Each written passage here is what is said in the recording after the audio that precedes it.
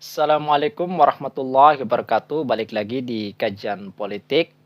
Gimana teman-teman kabarnya? Semoga selalu baik selalu ya. Alhamdulillah kini yang beragama muslim lagi menjalankan ibadah puasa ya, saum. Alhamdulillah.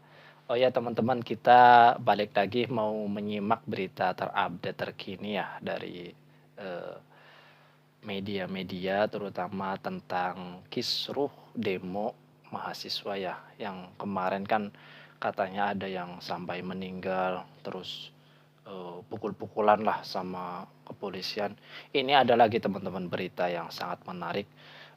Wartawan ini teman-teman, jadi jurnalis yang dipukul oleh polisi teman-teman. Jadi benar apa tidaknya kita simak videonya teman-temannya sama-sama, tentang bentuk kriminalisasi ini dan diintimidasi ya oleh polisi. Kita simak videonya, mangga.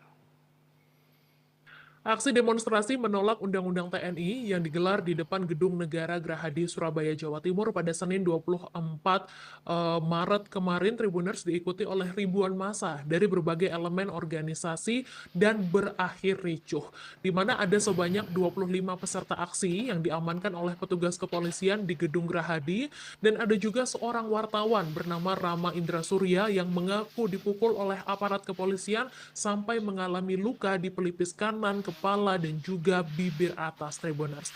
Dan jurnalis ini mengaku akan melakukan visum begitu, dan dia menjelaskan petugas kepolisian ini memukul mundur massa sehingga maksud kami hingga kawasan Delta Plaza, di mana Rama kemudian merekam aksi pemukulan yang dialami oleh peserta aksi. Nah, karena merekam video tersebut, Rama akhirnya didatangi oleh petugas kepolisian yang berseragam dan juga tidak berseragam, di mana mereka meminta agar Rama menghapus video aksi kekerasan tersebut. Meski sudah menunjukkan kartu pers, Rama ini tetap diintimidasi dan juga dipukul menggunakan kayu, Tribuners. Bahkan handphonenya juga direbut dan sempat diancam akan dibanting begitu. Namun Rama dapat diselamatkan setelah ditolong oleh dua jurnalis lainnya. Dan Tribuners, intimidasi ini juga dialami oleh Wildan Pratama, seorang jurnalis dari Suara Surabaya, di mana Wildan sempat merekam wajah peserta aksi yang diamankan di Gedung Gerahadi. Kemudian dia menyatakan bahwa peserta yang diamankan ini dipaksa duduk berjejer dan jumlahnya sekitar 25 orang. Kemudian Wildan ini didatangi petugas kepolisian yang memintanya untuk menghapus foto.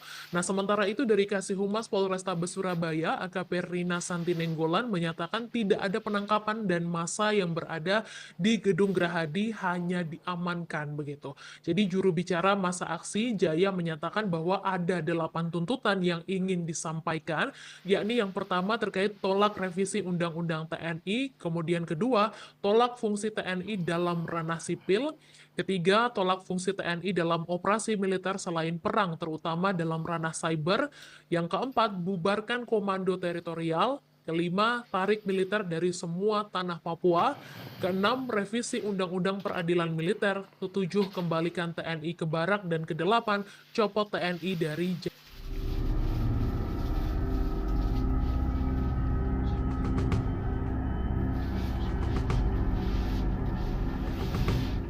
Bentrokan antara massa aksi dan aparat kepolisian tidak bisa dihindarkan.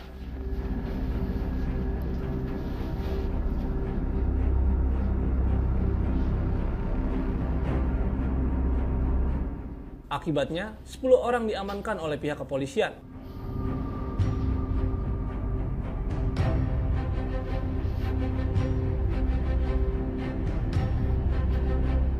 Awalnya, demonstrasi yang dilakukan oleh Aliansi Badan Eksekutif Mahasiswa Sukabumi di depan gedung DPRD Kota Sukabumi berlangsung aman.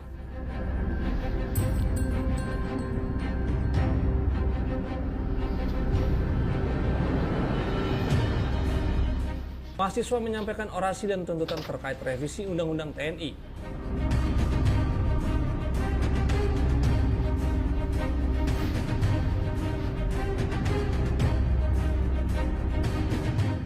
Namun, situasi memanas ketika massa mencoba menerobos masuk ke dalam gedung DPRD.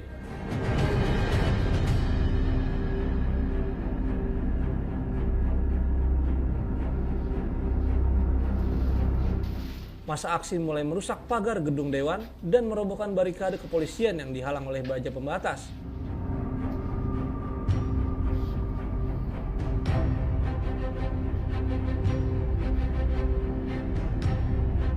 Selain itu, ada aksi melempar cat dan plastik yang dicampur dengan kotoran yang mengenai anggota kepolisian yang sedang berjaga.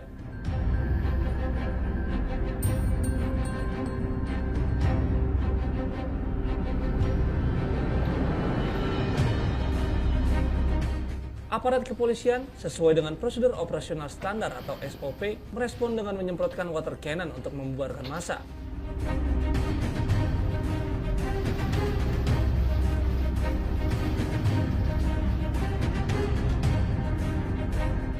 Akibat dari kericuhan ini, satu anggota kepolisian mengalami patah lengan sehingga dilarikan ke rumah sakit.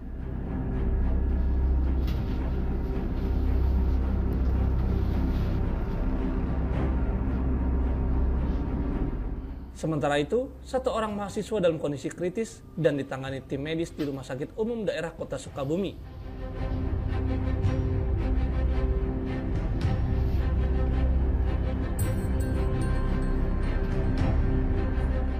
Ketua DPRD Kota Sukabumi menyayangkan aksi mahasiswa yang berujung kericuhan sehingga 10 mahasiswa diamankan.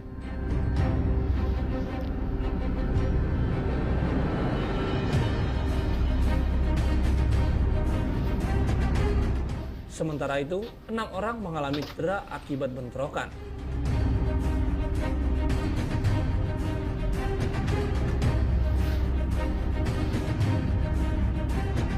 Selain itu, Ketua DPRD menilai bahwa aksi ini kemungkinan ada pihak yang menyusup yang menyebabkan kericuhan antara mahasiswa dan aparat kepolisian.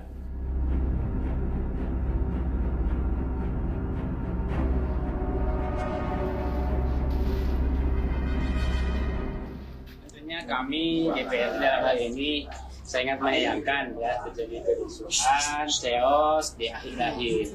Pada saya dari tadi standby dari jam 12 ya, jam 1 maaf.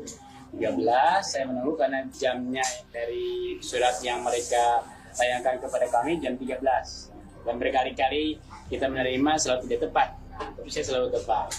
Dan yang pertama dan kedua alhamdulillah tidak terlalu bermasalah dan insya Allah kondusif. Cuman yang hari ini ya kita sangat menyayangkan teman-teman yang mungkin ini ada penyusup.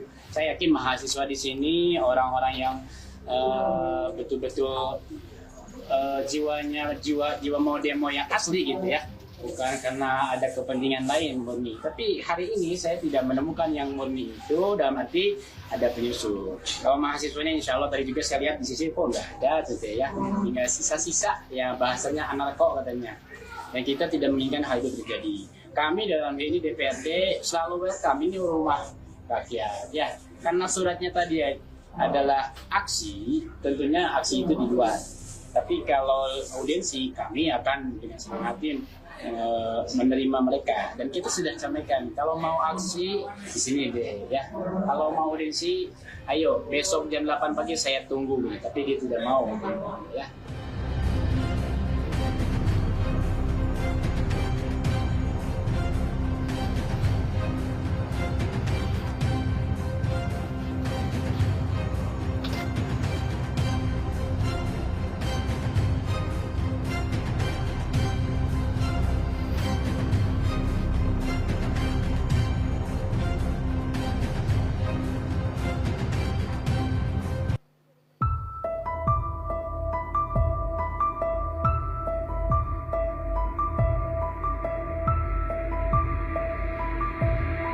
Ketua DPRD Kota Sukabumi Wawan Juanda menyebut ada penyusup yang sengaja membuat unjuk rasa penolakan Undang-Undang TNI berujung ricuh pada Senin, 24 Maret 2025. Dalam aksi tersebut, alih-alih menyampaikan kritikan terkait disahkannya Undang-Undang TNI, yang ada hanya soal kerusuhan akibat provokator. Ia sangat menyayangkan hari ini mungkin ada penyusup.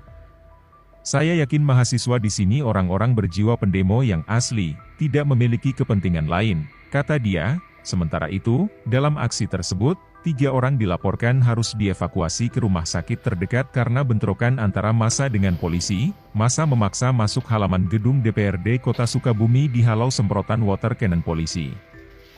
Di tengah aksi yang memanas, polisi mengamankan sejumlah orang yang diduga provokator. Pantauan Tribun, massa yang ditangkapi berpenampilan mengenakan pakaian serba hitam dan memakai masker. Terekam juga sosok pria berpakaian hitam-hitam tersebut, mengenakan topi, masker kain dan berjaket hitam. Dia ada di antara kerumunan massa. Selain itu, seorang jurnalis juga sempat bersitegang dengan polisi karena disangka provokator.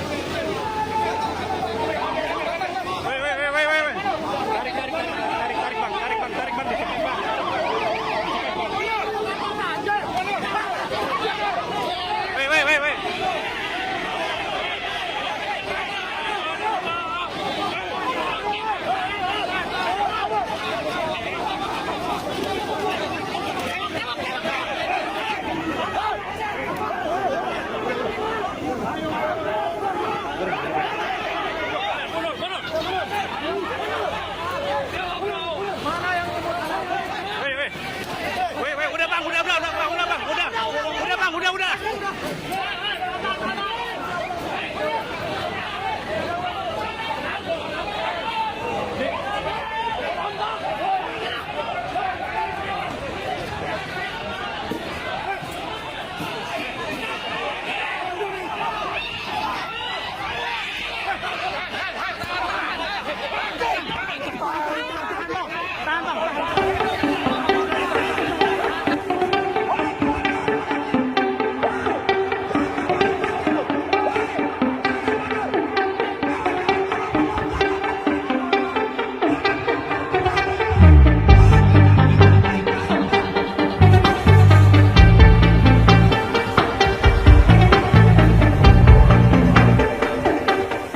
Aksi demonstrasi penolakan Undang-Undang TNI Nomor 34 Tahun 2004 tentang Tentara Nasional Indonesia yang digelar di depan DPRD Kota Sukabumi menyebabkan 3 orang dilarikan ke rumah sakit.